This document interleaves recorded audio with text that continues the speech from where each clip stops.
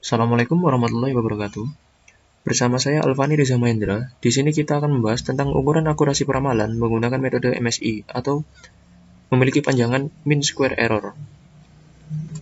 Di sini kita akan masuk ke dalam materi-materi yang akan kita bahas.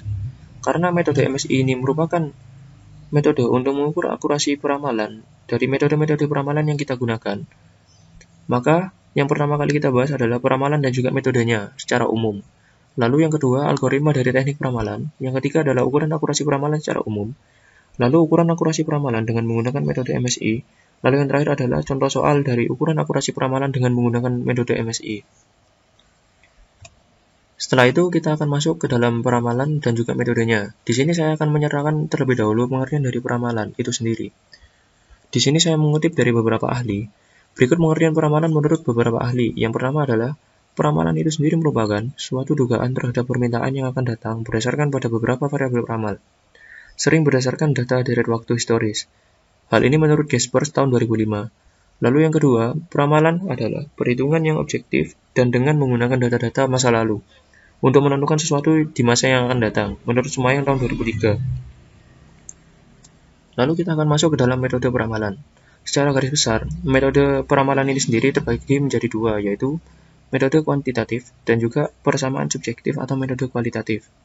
Di sini saya tidak memasukkan ke semua metode yang biasa digunakan. Saya hanya menginputkan beberapa metode saja. Untuk metode kuantitatif, yang pertama ada metode klausal. Yang saya masukkan dalam metode klausal di sini adalah yang pertama adalah proyeksi tren, yang kedua adalah analisa regresi linear. Lalu yang kedua metode time series yang saya masukkan adalah yang pertama metode single moving averages. Yang kedua adalah exponential smoothing, yang merupakan pengembangan dari metode eksponensial yang dihaluskan dengan penambahan faktor alfa.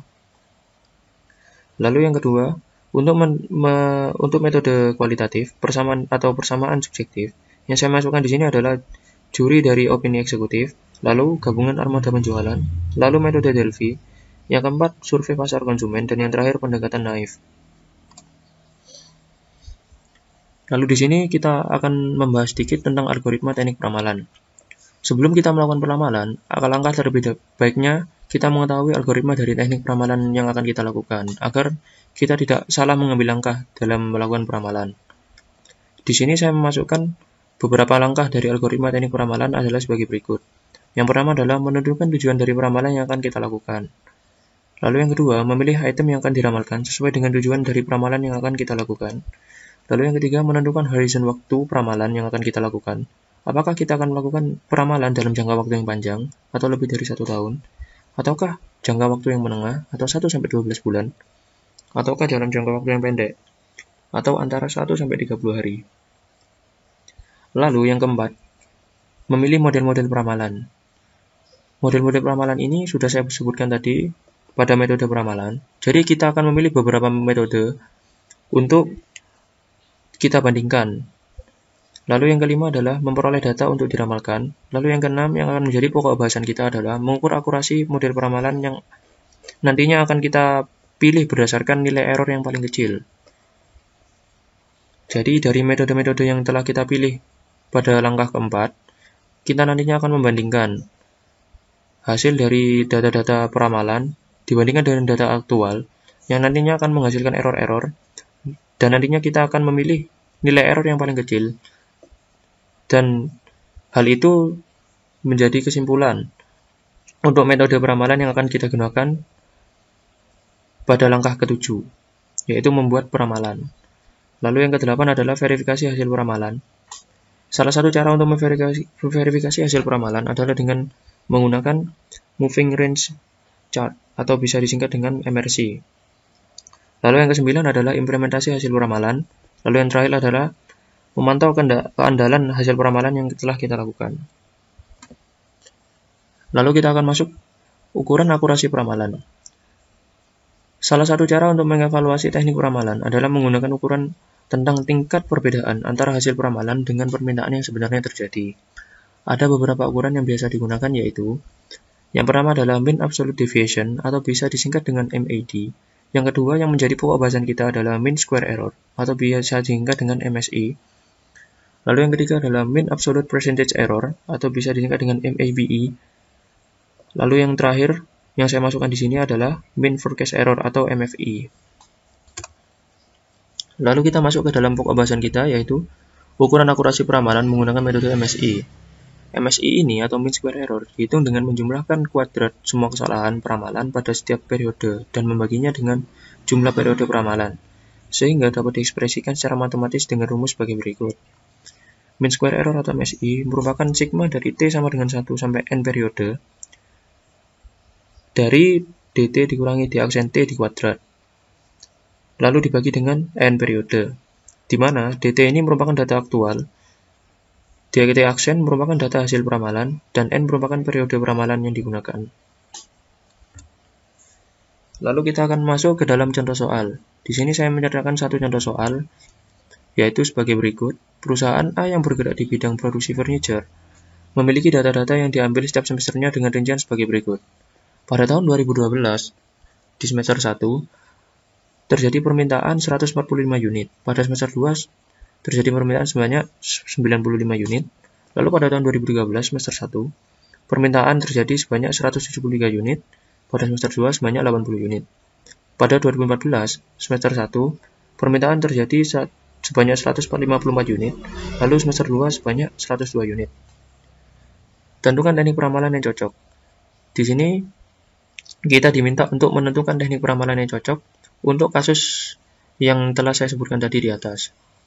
Pertama-tama, kita akan memplotkan terlebih dahulu permintaan unit ini tadi, dan juga semester-semesternya beserta periode tahunnya ke dalam chart, yang nantinya kita akan mengetahui bagaimana bentuk chart berdasarkan data-data yang kita plotkan, dan hasilnya adalah sebagai berikut. Di situ dapat dilihat bahwa bentuk grafik yang terjadi adalah fluktuatif atau tidak linear, sehingga metode yang paling cocok untuk digunakan adalah metode time series. Di sini, saya akan mengcompare beberapa metode, yaitu moving averages, single moving averages dari 2 semesteran, lalu moving averages 3 semesteran, lalu metode exponential smoothing dengan alpha sama dengan 0,1, dengan alpha sama dengan 0,5, dan juga alpha sama dengan 0,9. Lalu kita akan masuk hasil dari metode single moving averages 2 semesteran dan juga 3 semesteran adalah sebagai berikut. Pada moving averages 2 semesteran, kita akan mulai data hasil peramalan pada 2013 pada semester 1, yaitu sebanyak 120 unit, yang hal itu didapat dari 145 ditambahkan 95 dibagi 2 berdasarkan rumus yang digunakan pada kotak di bawah, yaitu MAN sama dengan sigma T sama dengan 1 sampai N periode dari data aktual dibagikan dengan N. Lalu untuk semester 2 kita dapatkan sebanyak 134 unit dan seterusnya. Untuk peramalan 3 semesteran, kita mulai dari periode 2013 pada semester 2, yaitu kita dapatkan sebanyak 138 unit yang berasal dari 145 ditambah 95 ditambah 173 dibagikan dengan 3. Lalu untuk 2014 semester 1, kita dapatkan 116 unit yang didapat dari 95 tambah 173 tambah 80 dibagi 3, dan seterusnya. Lalu kita akan masuk ke dalam hasil dari metode exponential smoothing dengan alpha sama dengan 0,1, 0,5, dan juga 0,9. Rumus yang akan kita gunakan ada pada kotak di bawah itu, yaitu Ft plus 1 sama dengan alpha dt ditambahkan dalam kurung 1 min alpha dikalikan Ft, di mana Ft plus 1 merupakan forecast T plus 1 atau data peramalan T plus 1. Alpha di sini merupakan variabel penghalus, dt di sini merupakan data aktual, lalu Ft di sini merupakan forecast pada T periode atau peramalan pada T periode. Dan didapat hasilnya adalah mulai dari 2012 semester 2 didapatkan peramalan untuk alpha 0,1, 0,5, dan juga 0,9 memiliki nilai yang sama, yaitu 145. Hal itu dikarenakan nilai Ft di sini masih belum ada, sehingga nilai Ft di sini digantikan dengan nilai dt. Lalu untuk 2013 pada 2013 semester 1. Didapatkan hasil peramalan pada alfa sama dengan 0,1 sebanyak 140 unit yang berasal dari alfa dikalikan dt. Dt di sini adalah 95 atau data pada 2012 semester 2. Ditambahkan dengan 1 dikurangi alfa dikalikan dengan ft, yaitu forecast atau data peramalan pada periode 2012 semester 2. Dan didapatkan hasil sebanyak 140 unit, dan begitu seterusnya. Dan cara mengerjakan seperti itu juga berlaku pada peramalan di alfa sama dengan 0,5 serta alfa sama dengan 0,9. Lalu kita beralih ke langkah selanjutnya, yaitu mencari nilai error dari ke semua metode-metode yang telah kita hitung. Dengan langkah pertama yaitu mencari sigma T sama dengan 1 sampai N periode dari dt dikurangi dt aksen dikuadratkan.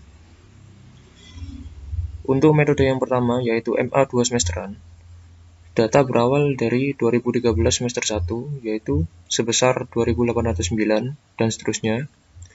Untuk MA3 semesteran, data berawal dari 2013 semester 2 sebesar 3364 dan seterusnya. Untuk exponential smoothing alfa sama dengan 0,1, data berawal dari 2012 dengan besar 2500 dan seterusnya. Untuk WS alfa sama dengan 0,5, data berawal dari 2012 sebesar 2500 dan seterusnya.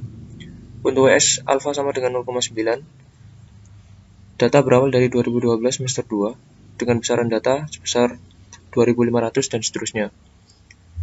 Setelah kita mendapat semua sigma dari semua metode yang kita coba, lalu kita masukkan ke rumus MSE sama dengan sigma T sama dengan 1 sampai N periode dari dt dikurangi dt aksen dikuadrat dibagikan dengan N.